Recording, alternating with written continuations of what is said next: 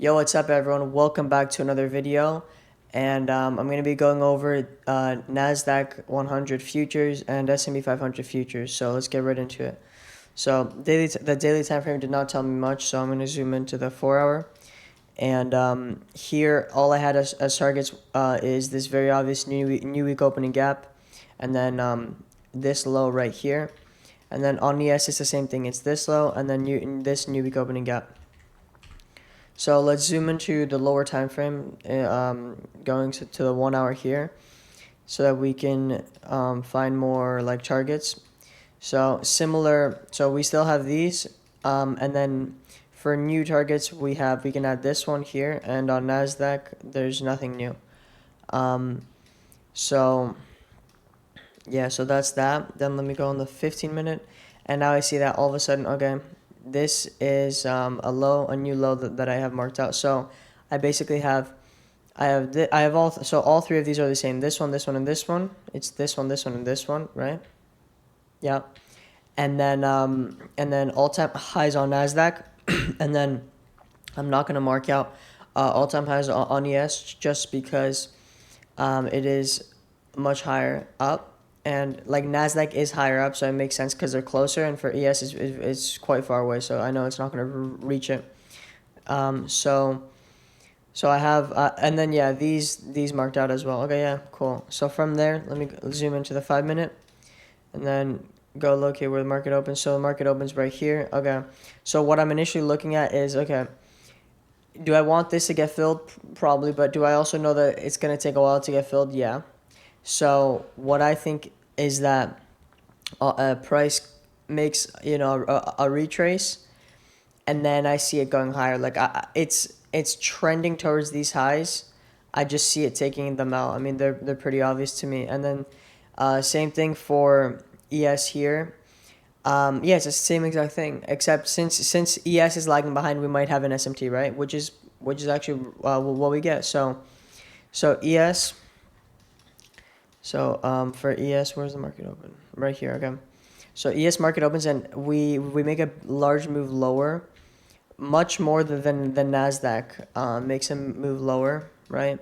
ES just looks much more aggressive, and it takes out both this and this low. So now we have an SMT around right there, right?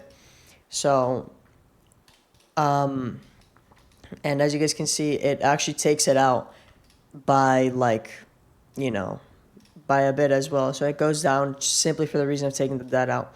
So from here, I was expecting price to maybe go a little bit lower. Maybe, honestly, I was looking at for ES here to like probably take out this, but at this point, I knew that, okay, we already took out targets. If we start getting a reversal right now, that would make sense to me. And in order to take a long position, just because I'm just bullish. That's just what I'm looking for. But I did not take anything down here, although you definitely could have, just because down here I saw price going a little bit lower, and what I had in mind was there's gonna be plenty of long opportunities, which are gonna be higher probability once price goes higher. So technically, yes, if price goes higher, okay, you missed this move, but I know that even once it goes higher up here, it'll give me like a retrace for me to enter to then take it all the way up here. So that's exactly what I was looking at, right? Which is literally what it did. So okay, so where's the open? Okay, yeah, here. All right, so we go down and then V-shaped reversal, right, with the SMT, just like we said. From here, I did not, again, yep, I already said I didn't take that. So, but I'm looking at the 15-second time frame because it gives me more data, because since there's more candles, right? So, okay, so once I see this sharp reversal, I see that, okay, now the buyers have stepped in. My bullish bias is being confirmed, and so I'm waiting for a pullback. This is not big enough of a pullback, right? It's literally just a 15-second gap. What I like is this one right here, because we go higher. Here, we tap into this 15-minute, or sorry, we tap into this 5-minute.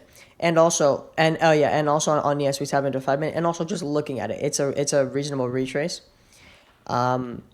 which we then which we then resweep this initial low here, and then on ES we go all the way down and we take out this low. So we make an SMT at these lows and we do a resweep of these lows, right? Okay. So in that case, I want to see you know an inversion, and we get it right here. Super nice, you know, displacement. Everything's there. Really nice trade in my opinion, and yeah. So this was an ideal setup.